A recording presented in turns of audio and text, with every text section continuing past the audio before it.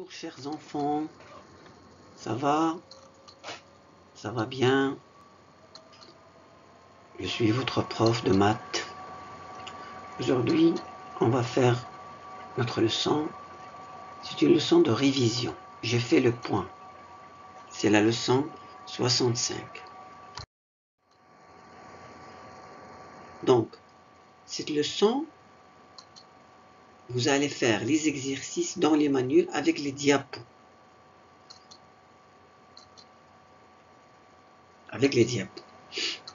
Donc ici, on a 5 exercices. Vous les faites avec les diapos. Chaque exercice, il est expliqué avec son diapo.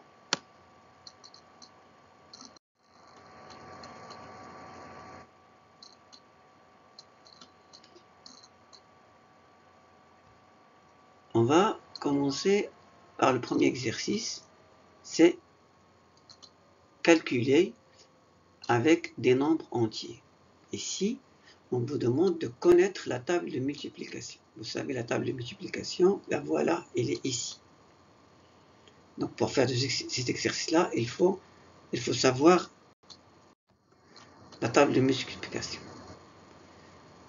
Pour le deuxième exercice, il faut connaître aussi la table de multiplication de 5. Tu construis la table de multiplication de 5, tu insistes sur le passage d'un résultat à l'autre. Vous savez, quand on fait la table de multiplication, quand on veut la construire, par exemple 5 plus 1, 5 multiplié par 1 est égal à 5. 5 multiplié par 2, c'est 5 plus 5. On ajoute toujours 5.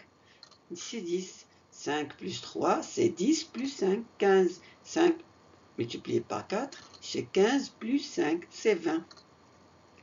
Et ainsi de suite, jusqu'à tu arrives à 5 multiplié par 10.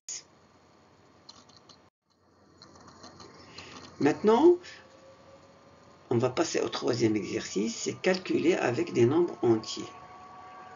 C'est le calcul en ligne, soustraire des dizaines entières, c'est-à-dire des dizaines où les unités sont égales à 0. Voilà, un exemple. 60 moins 40 est égal à 6 dizaines moins 4 dizaines est égal à 2 dizaines est égal à 20.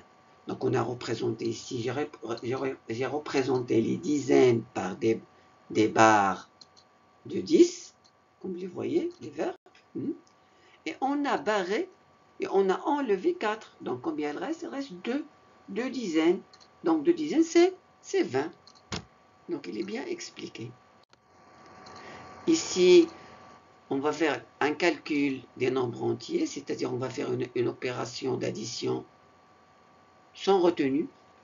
C'est 234 plus 324. Vous savez bien, quand on pose l'opération, il faut la poser sur un tableau de numération où il y a les centaines, les dizaines, les unités. Les unités, c'est à droite.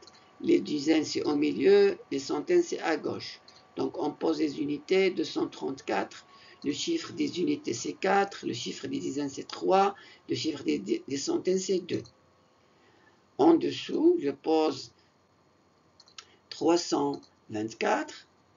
Donc, 3 les centaines, 2 dans les dizaines et 4 les unités. Donc, et on commence l'opération. On fait la totalité des dizaines. 4 plus 4 est égal à 8. Puis on passe, je répète, je m'excuse, on fait la totalité des unités. 4 plus 4 est égal à 8. Puis on passe aux dizaines. 3 plus 2 est égal à 5. Et on passe aussi aux centaines. 2 centaines plus 3 centaines est égal à 5. Donc c'est 558. Ça, c'est une opération facile parce qu'il n'y a pas de retenue. Maintenant, on va passer à une opération où il y a le retenu.